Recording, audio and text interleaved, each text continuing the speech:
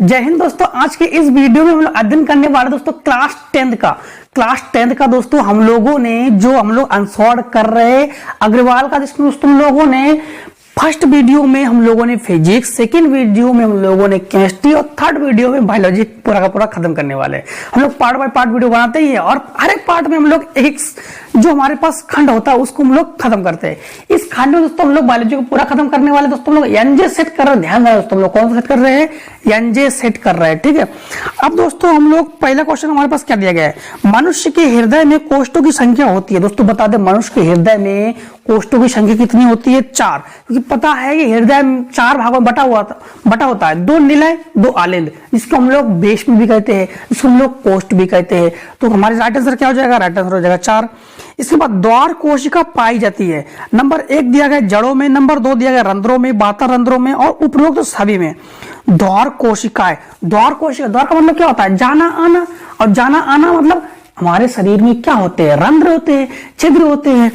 ठीक है, यानी द्वार कोशिकाएं पाई जाती है किसमें? रंध्रों में। यानी पौधों में जो रंध्र होते हैं, जो छिद्र होते हैं, वहां से वायु आवागमन करती है, उसे हम लोग रंध्र कहते हैं। तो द्वार कोशिका किसमें पाई जाती है? रंध्रों में। ठीक, राइट आंसर हो जाएगा रंध्र।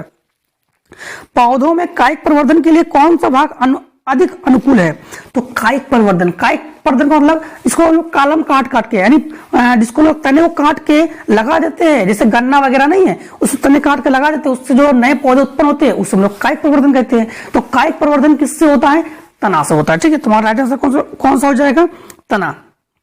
इसके बाद जाइगोट में गुणसूत्रों की संख्या होती है। दोस्तों आपको बता दें कि जाइगोट क्या है? जाइगोट का मतलब होता है युग्मनज। जाइगोट का मतलब क्या होता है? युग्मनज। और युग्मनज किसे कहते हैं? युग्मनज में हम लोग क्या होता है कि जो हमारे नर और मादा युग्मक का, अब नर और मादा युग्मक का, नर का क्या होता है? शुक्राणु। नर का होता है शुक्राणु और मादा का होता है अंडाणु। नर का शुक्राणु और मादा का अंडाणु के संलयन से, मिलने से क्या बनता है? युग्मनज। और जब ये दोनों निषेचन करते हैं नर मादा, तो हम लोग जानते हैं कि नर के पास गुणसूत्र होता है कौन सा? नर के पास गुणसूत्र होता है यक्स और वाई, मादा के पास गुणसूत्र होता है यक्स और यक्स। इसका यक्स और इसका यक्स जब मिल जाते हैं तब बनता है युग्मनज, या इसका यक्स और इसका वाई मिलता है तब बन जाता है युग्मनज। तो यक्स और यक्स के अनुसार ये जुड़कर क्या हो जाएगा? 2x। तो हमारे पास कौन सा राइट आंसर हो जाएगा दोस्तों? राइट आंसर हो जाएगा हमारे पास तीसरा 2x। ठीक, इसके बाद 10 का में ये कहा गया है जीवाश्म को परिभाषित कीजिए। दोस्तों सबसे पहले बता दे कि आपको क्या करना है? हेडिंग डाल लेना है। कि हेडिंग क्या डालना है? सबसे पहले लिखोगे उत्तर 10 का। और ध्यान देना दोस्तों, सभी प्रश्नों को हम लोगों ने डिस्क्रिप्शन में डाल के रखा है। डिस्क्रिप्शन में जाकर आप लोग आराम से इसको नोट बना सकते हैं। यहाँ पे लिखना है जीवाश्म को परिभाषित कीजिए, तो हमारा हेडिंग डालना होगा जीवाश्म। ठीक, क्या हेडिंग डाल लेंगे हम लोग? जीवाश्म। इसके बाद उन्होंने कहा है कि उदाहरण के साथ इसके महत्व को भी समझाइए। तो इसके बाद आपको हेडिंग डाल लेना है महत्व। ठीक, उदाहरण का महत्व। आप सबसे पहले आपको समझा दे कि जीवाश्म किसे कहते हैं। तो जीवाश्म का दोस्तों मतलब क्या होता है? जीवाश्म का मतलब होता है जीवों के अवशेष। जीवों के अवशेष को जीवाश्म मतलब समझिए पहले कि जो लाखों करोड़ों वर्ष पहले क्या हुआ था कि जीव जंतु जो मर गए थे ना, लाखों करोड़ों वर्ष पहले जीव जंतु जो मर गए थे, उनका शरीर का पूर्ण दहन यानी अपघटन, शरीर का अपघटन नहीं हुआ। अपघटन मतलब शरीर पूर्णतः नष्ट नहीं हुआ था। अपघटन होने से पहले क्या हुआ था कि गीली मिट्टी, बालू के कण का बाल, धूल उसके ऊपर जमते गए और क्या हुआ कि उनके शरीर के ऊपर जमते गए टीले का निर्माण, यानी टीले का निर्माण होता गया। उससे हम लोग कहते हैं जीवाश्म। तो जीवों का जो मृत शरीर है उसका अपघटन नहीं हुआ है, उसके ऊपर जो मिट्टी कण वगैरह जम गए उसे हम लोग जीवाश्म कहते हैं। जैसे उदाहरण के तौर पे हम लोग लेते हैं, जैसे हमारे पास हो गया डायनासोर। ठीक है, डायनासोर क्या हुआ था? करोड़ों वर्ष पहले मरे थे, उनके शरीर का अपघटन नहीं हुआ, जिससे क्या हुआ कि उसके ऊपर मिट्टी वगैरह जम गए, गीली मिट्टी वगैरह जमने के बाद वो मिट्टी जमते गए, धूल के कण जमते गए और एक पहाड़ जैसा संरचना यानी टीले जैसा निर्माण हुआ, उस निर्माण को ही हम लोग कहते हैं जीवाश्म कहते हैं। ठीक है, जब उसकी खुदाई हुई, खुदाई के दौरान जब नीचे हम लोग जाते गए तो हमें दिखा कि यार ये तो जीवाश्म है। इस खुदाई के दौरान हम लोग जीवाश्म का पता लगा लिया। ठीक है दोस्तों, अब आगे हेडिंग क्या है? आगे हेडिंग है 10 का खा। 10 का खा में वायवीय तथा अवायवीय श्वसन में अंतर बताइए। तो बोर्ड एग्जाम में सबसे पहले हमें लिखना है इस प्रकार से कि उत्तर 10 का खा। क्या लिखोगे? उत्तर 10 का खा। और एक तरफ आपको पहले हेडिंग डाल लेना है, पहले हेडिंग डाल लेना है वायवीय श्वसन तथा अवायवीय श्वसन में अंतर, ये डाल लेना हेडिंग। ठीक, इसके तरफ हेडिंग डालने के बाद आपको इस प्रकार से कॉलम बना लेना है। एक तरफ लिखना है आपको वायवीय श्वसन, एक तरफ लिखना है आपको अवायवीय श्वसन। अब ध्यान देना, इन दोनों दोस्तों मूलभूत अंतर क्या है।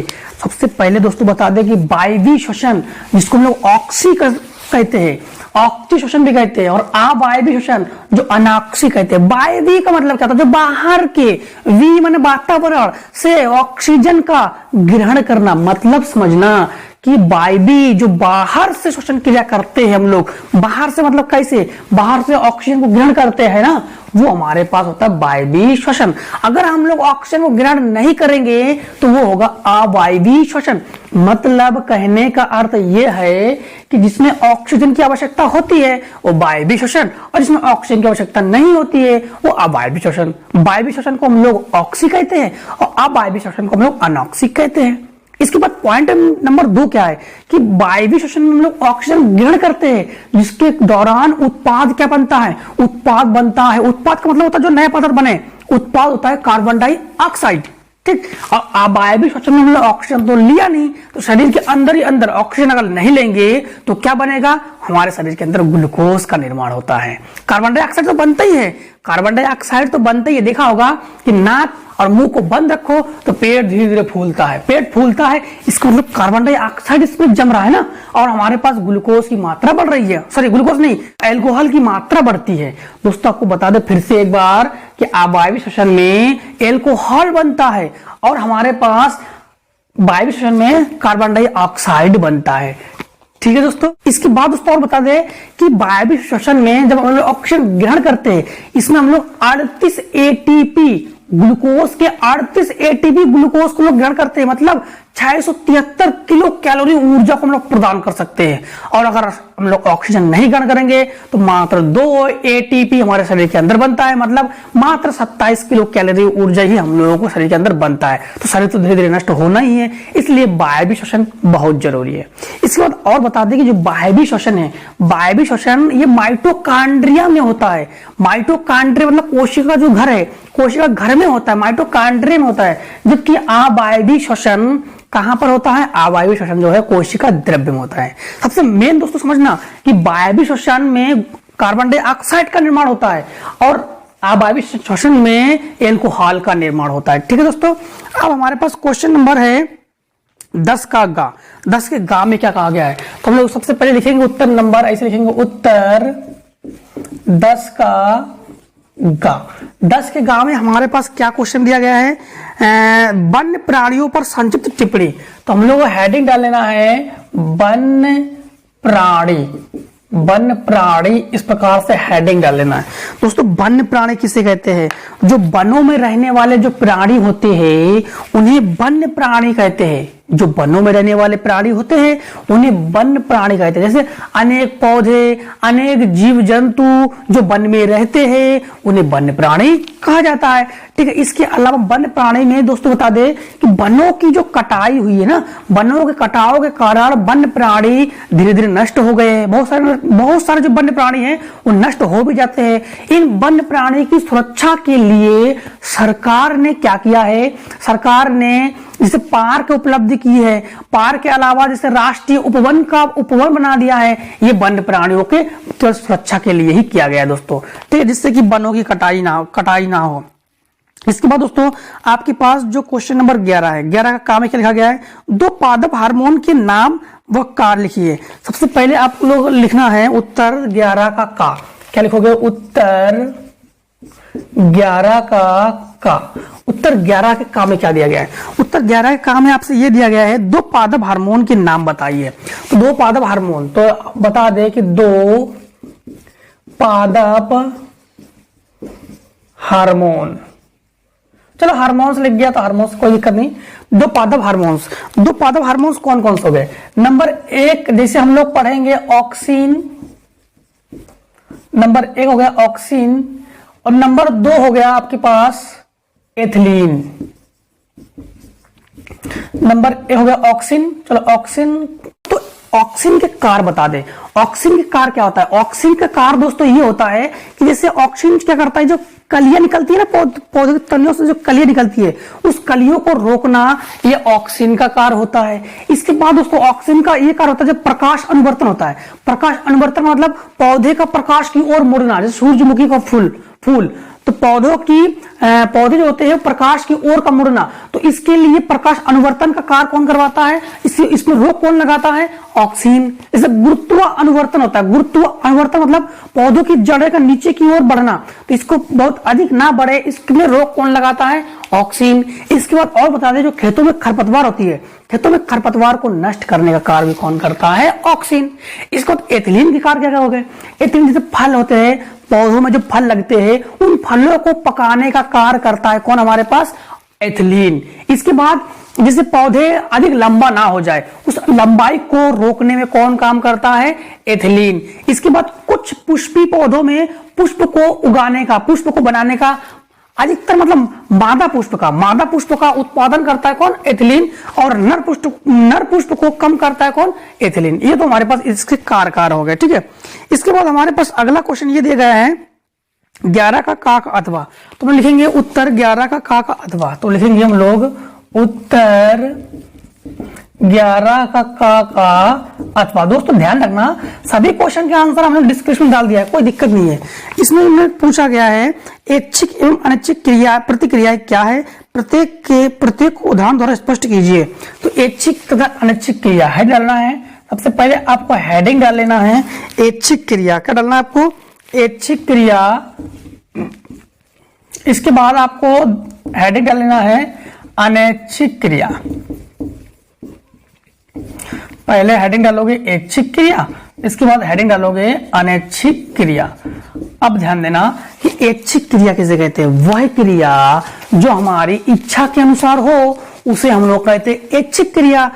वह क्रिया जो हमारी इच्छा के अनुसार हो, जैसे मान लो कि हम इस व्हाइट बोर्ड को टच करना चाहते हैं, तो चाहते हैं मतलब हमारी इच्छा है, टच किया हम लोगों ने, तो ये ऐच्छिक क्रिया। हम इसका ताप को जानना चाहते हैं, तो हमें इसका ताप को जाना, तो हमने कहा इसका ताप है ठंडा, तो ये हमारे पास हो गया ऐच्छिक क्रिया। इसके बाद जैसे हम लोग कुछ खाने की इच्छा होती है, कभी कभी क्या होता है कि किसी घर में अच्छा पकवान बन जाता है, अच्छा पकवान जब बनता है तो उसकी खुशबू आती है, उसी खुशबू से हमारे मन को उसको खाने की इच्छा होती है, ये होती है ऐच्छिक क्रिया, ठीक है।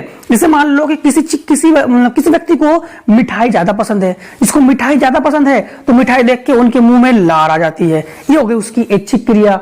यानी दोस्तों हमारा जो मन कहता है, मन जो कहता है हम वो करते हैं, इसे हम लोग दोस्तों कहते हैं ऐच्छिक क्रिया, ठीक है। अनैच्छिक क्रिया जो हमारी इच्छा के अनुसार ना हो उसे हम लोग कहते हैं अनैच्छिक क्रिया। हमारी इच्छा के अनुसार कैसे? जैसे हमारा हृदय का हार्टबीट होना, हृदय का धड़कना, ये हमारी इच्छा के अनुसार नहीं हो रहा है, ये हमारे शरीर के अंदर ही सब कुछ हो रहा है, तो ये हमारे पास अनैच्छिक क्रिया है। जैसे ब्लड सर्कुलेशन हो रहा है, रक्त का प्रवाह हो रहा है, तो ये हमारी इच्छा के अनुसार नहीं हो रहा है, ये हो गया अनैच्छिक क्रिया। जो हमारे इच्छा के अनुसार ना हो उसे हम लोग कहते हैं अनैच्छिक क्रिया, जो हमारी इच्छा के अनुसार हो उसे हम लोग कहते हैं ऐच्छिक क्रिया, ठीक है। देखिए दोस्तों हम लोगों ने 11 का कर लिया है, का अथवा भी कर लिया है। अब हम लोग 11 का खा करेंगे। दोस्तों 11 का खा करने से पहले हम लोग बोर्ड क्लियर कर दिया, इसको हम लोगों ने, ये हमारे क्वेश्चन नंबर 12 में पूछा गया, इसको भी करेंगे इसलिए, ठीक है। सबसे पहले हम लोगों के पास देखो 11 का खा क्या दिया गया है, लिखा है वृक्काणु नेफ्रॉन का एक स्वच्छ नामांकित चित्र बनाइए तो इसके कार्यों का वर्णन कीजिए। सबसे पहले चित्र बनाने के लिए कहा गया है। दोस्तों चित्र आपके स्क्रीन पर हमने प्रोवाइड किया है, इसको देख लीजिए, ठीक है। ये आपका वृक्काणु जो है उसका चित्र है।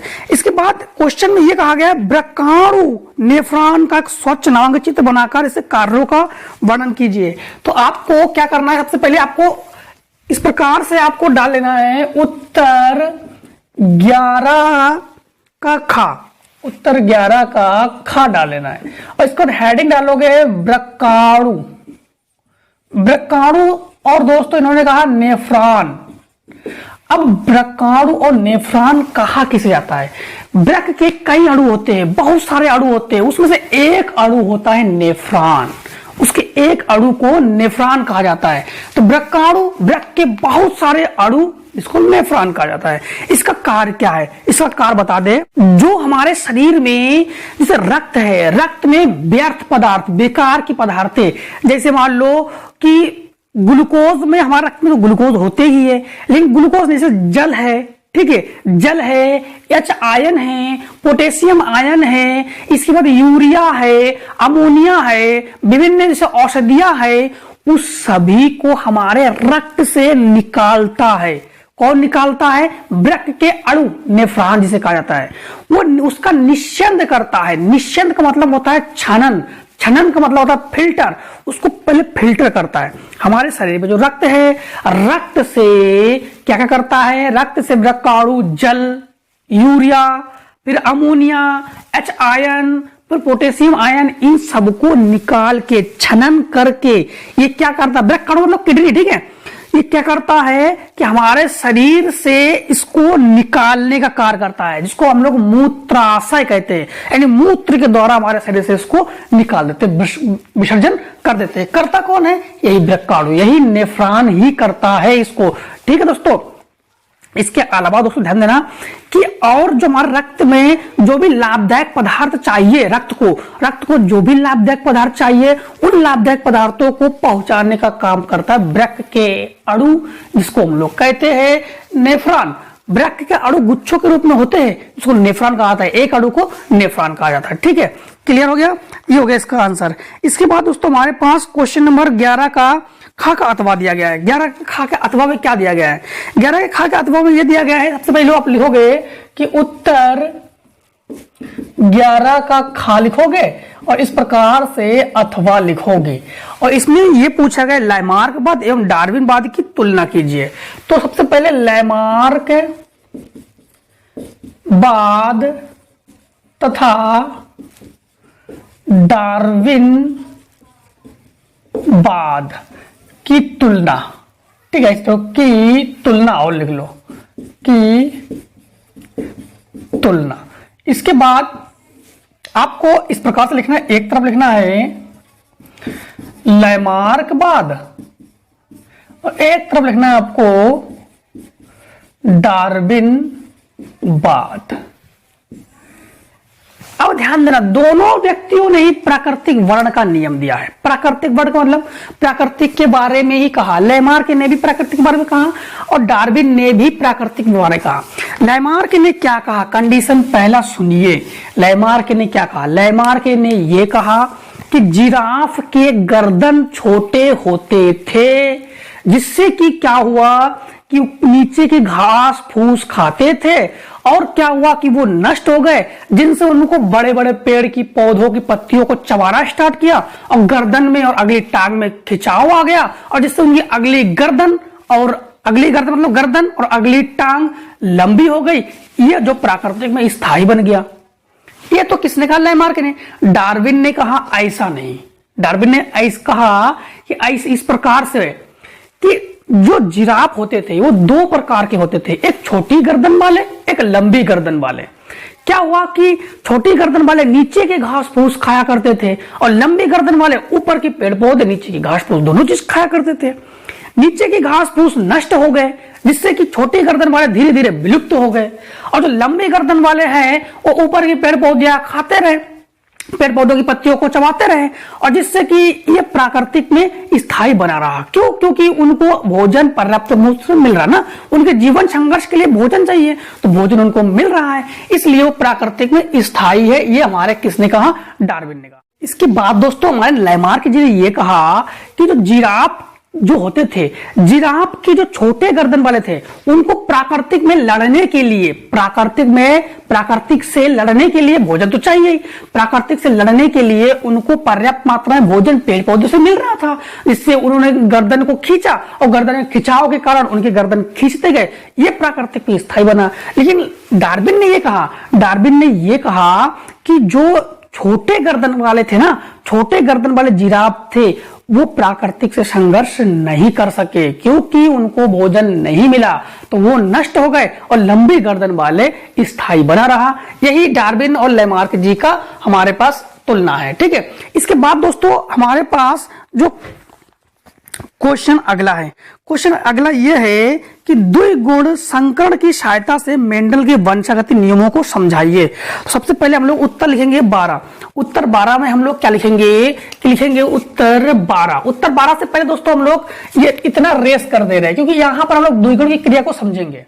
अब हम लोग पढ़ेंगे द्विगुण संकरण के बारे में। इसका नियम दोस्तों मेंडल ने दिया था। मेंडल ने द्विगुण संकरण के बारे में क्या बताया था, उन्होंने प्रैक्टिकल किस प्रकार से किया था। द्विगुण संकरण का मतलब होता है दो विपर्यासी लक्षण, यानी दो अलग अलग लक्षण, दो विपरीत लक्षण। जब दो विपरीत लक्षणों के बीच संकरण कराया जाता है, संकरण का मतलब होता है संलयन, निषेचन, नर और मादा का मिलना, उसे कहते हैं संकरण। तो जब कराया जाता है तो इसके दौरान जो होता है उसे हम लोग कहते हैं द्विगुण संकरण। मेंडल ने क्या किया था, जैसे मटर के पौधों का प्रयोग किया था। मटर के पौधों में उन्होंने बीज लिया। बीज किस प्रकार से लिया, एक बीज लिया उन्होंने पीला और गोल। कैपिटल वाई और कैपिटल आर का मतलब ये हो गया आपके पास पीला। ये क्या हो गया आपके पास पीला, क्योंकि येलो मतलब पीला और रोल मतलब गोल। तो ये जो बीज थे उन्होंने लिया पीला और गोल, और ये हो गया आपके पास स्मॉल वाई का मतलब हरा, और ये हो गया आपके पास रिंकल का मतलब होता है झुर्रीदार। तो ये लिया रिंकल बीज, ये हो गया रिंकल बीज। ठीक, तो इन दोनों के बीच जब उन्होंने क्रॉस कराया, क्रॉस का मतलब जानते हो, दोनों की आपस में संकरण कराया। जब इन दोनों का क्रॉस कराया, इन दोनों को आपस में मिलाया, तो इसके दौरान क्या बना, इसके दौरान बनने वाले जो बीज थे वो बना आपके पास पीला और गोल। एक बीज बना पीला और गोल, दूसरा बीज बना आपका पास हरा और झुर्रीदार। क्या बना, हरा और झुर्रीदार। इन दोनों के बीच इन्होंने कराया स्वनिषेचन। स्वनिषेचन का मतलब होता है, इन्हीं निषेचन भी कह सकते हो या स्वपरागण भी कह सकते हो। ठीक है, निषेचन भी कह सकते हो या स्वपरागण भी कह सकते हो। अब लोग जानते हैं कि मनुष्यों में यानी जंतुओं में निषेचन होता है और पौधों में परागण होता है। ठीक, जब इनके बीच जब स्वपरागण कराया तो उसके दौरान क्या बना, ध्यान देना कि यहां पर हम लोगों ने क्या लिया, यहां पर लिया हम लोगों ने हरा और झुर्रीदार, यहां पर लिया हम लोगों ने पीला और गोल। दोस्तों जब इनके बीच संकरण कराएंगे तो किस प्रकार से कराएंगे, जब इसका कैपिटल वाई इसके कैपिटल वाई से मिलेगा तो कैपिटल वाई बनेगा और ये हो जाएगा आर। तो ऐसे कह सकते हो कि कैपिटल वाई कैपिटल आर। ठीक, इसका y और इसके y से मिलेगा तो हो जाएगा कैपिटल Y। अभी तो बस हम मिला रहे हैं, और ये R और ये R तो हो जाएगा R और R। इसका y और इसका y तो हो जाएगा, ये वाला लक्षण हम लोग दिखा रहे, ठीक, या फिर इस लक्षण को दिखा दो, इस लक्षण को दिखा रहे हम लोग। तो ये capital Y small y capital R। इसका इसके कराएंगे तो हो जाएगा capital Y small y capital R small R। ठीक, इसका इसके साथ कराएंगे तो capital Y small r capital R। इसका इसके साथ कराएंगे तो हो जाएगा कैपिटल Y स्मॉल r।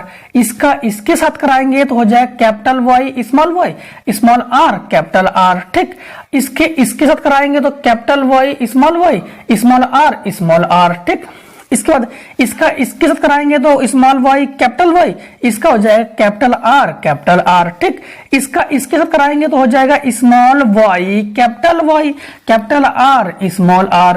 इसका इसके साथ कराएंगे तो स्मॉल y कैपिटल R और कैपिटल R। कैपिटल ये आर है, ये कैपिटल आर। इसका इसके साथ कराएंगे तो स्मॉल वाई कैपिटल आर और स्मॉल आर, ठीक। इसका इसके साथ कराएंगे तो स्मॉल वाई कैपिटल वाई, इसका इसके साथ कराएंगे तो स्मॉल आर कैपिटल आर। इसका इसके साथ हम लोगों ने ध्यान दिया कि इधर वाले अक्षर को दिखाया है, इधर वाले को बाद में लिखा। आप लोग चाहो तो इस वाले को पहले लिखो, इस वाले को बाद में लिखो, ठीक। तो इसका करेंगे तो हो जाएगा small Y capital Y small R, ठीक है। स्मॉल वाई और स्मॉल आर कैपिटल आर, और ये हो गया स्मॉल वाई स्मॉल आर। इसको समझने से पहले दोस्तों फिर से आपको एक बार हम बता दें कि हमारे पास जो आर है, ध्यान देना, वाई का मतलब कैपिटल वाई हो और कैपिटल आर हो तो ये हो गया पीला। ये क्या हो गया आपके पास, पीला और गोल, ठीक, पीला और गोल। इसके बाद कैपिटल वाई और स्मॉल आर होगा तो ये हो गया पीला, हो गया ये हो गया पीला। स्मॉल आर का मतलब झुर्रीदार, तो ये हो जाएगा झुर्रीदार, ठीक, ये हो जाएगा झुर्रीदार। और अगर आपके पास कैपिटल आर और स्मॉल आर हो तो ये तो संकर हो गया, इसको हम लोग गोल कहेंगे। लेकिन कौन सा गोल जानते हो, ये संकर गोल है, पूर्णता गोल नहीं है, ये संकर गोल है। और अगर कैपिटल आर हो तो ये पूर्ण गोल है, पूर्ण गोल है। अब कैपिटल वाई हो तो ये पीला है फिर। और अगर कैपिटल वाई स्मॉल वाई है तो ये पीला तो है लेकिन ये संकर पीला है, ठीक, इसे हम लोग कहते हैं संकर पीला। अब ध्यान देना दोस्तों, ये अगर ये समझ में आ गया, सबसे पहला हमारे पास यहां पर क्या बना, यहां पर दोनों, ये पीला हो गया और ये गोल हो गया, ये हो गया गोल और पीला। यहां पर ये हो गया पीला और ये हो गया गोल, ठीक, गोली हो गया। ये संकर गोल लेकिन गोली है, कैपिटल आर प्रभावी होता है, स्मॉल आर अप्रभावी होता है, लेकिन ये प्रभावी लक्षण को प्रदर्शित कर रहा है। ये हो गया पीला और ये हो गया गोल, ये हो गया पीला और ये हो गया गोल, ये हो गया पीला और ये हो गया गोल। इसमें हम लोगों ने देखा सभी पीले और सभी गोल निकल गए, ठीक। इसमें हमारे पास ये प्रभावी है, ये तो हमारे पास जो है वो दिखाए रियलिटी है, ये संकर है हमारे पास गोल, तो हम लोग कहेंगे इससे कहेंगे पीला और इसे हम लोग कहेंगे गोल, इसे हम लोग कहेंगे पीला, पीला कहेंगे इसे पीला। लेकिन स्मॉल आर स्मॉल है, झुर्रीदार होता है, पीला लेकिन ये है झुर्रीदार, क्या है, झुर्रीदार। इसके बाद ये है पीला और ये है गोल, तो ये हो गया पीला और ये हो गया गोल, ठीक। ये आपके पास होगा पीला, ये आपके पास पीला हो गया और ये हो गया झुर्रीदार, क्या हो गया आपके पास, झुर्रीदार। क्यों, स्मॉल आर है ना, इसलिए ये आपके पास पीला ही है, पीला और गोल, ये हो जाएगा पीला और गोल, क्योंकि कैपिटल वाला प्रभावी होता है ना, पीला गोल। ये भी ये कैपिटल है तो पीला गोल हो गया, ये क्या हो गया, पीला गोल। अब ये हो गया आपके पास स्मॉल बॉय होता हरा, ये हो गया हरा और गोल, क्योंकि कैपिटल आ रहा है, हरा गोल। ये भी आपके पास हो गया हरा, तो ये हो गया हरा और ये हो गया गोल, ठीक। इसके बाद ये आपके पास प्रभावी है पीला और ये गोल, तो ये हो गया आपके पास पीला और ये हो गया गोल। इसके बाद ये आपके पास है स्मॉल और कैपिटल, तो ये हो गया आपके पास पीला, लेकिन स्मॉल और ये हो गया झुर्रीदार। इसके बाद ये हो गया आपके पास स्मॉल बॉय हरा, तो ये हो गया हरा और ये हो गया गोल। इसके बाद दोस्तों ये आपके पास दोनों ही, ये तो दोनों ही यानी हम लोग कहेंगे हरा और झुर्रीदार, ये हो गया हरा और झुर्रीदार, ठीक।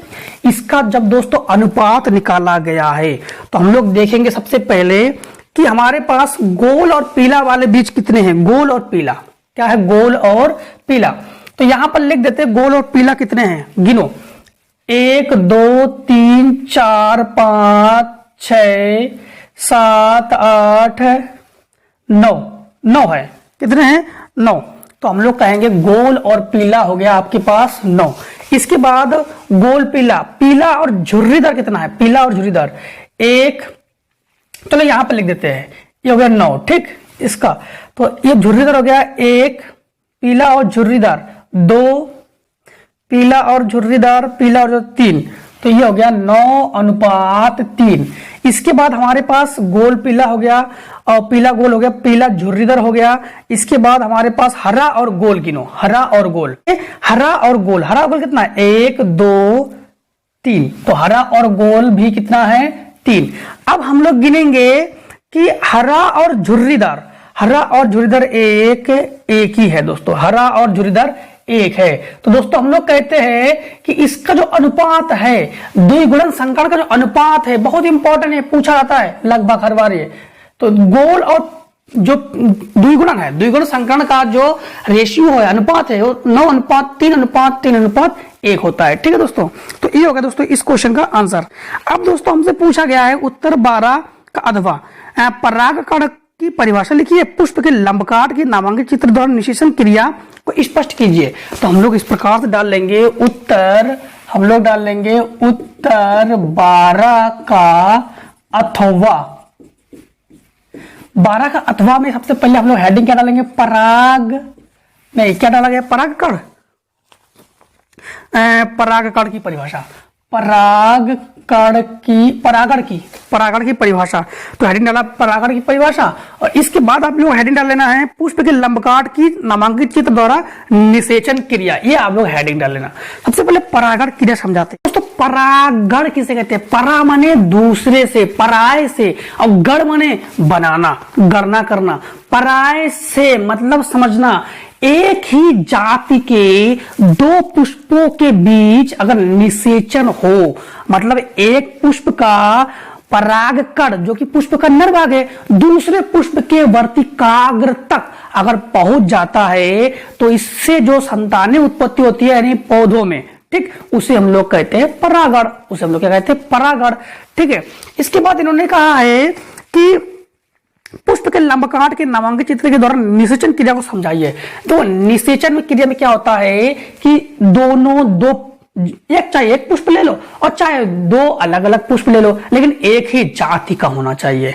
जिसे मान लो कि किसी दूसरा पौधा इसके पास है, उस पौधे का हम लोगों ने लिया परागकण जो कि उसका कहलाता है पुरुष भाग, और ये दूसरे पौधे का है वर्तिकाग्र जो कि उसका है स्त्री भाग।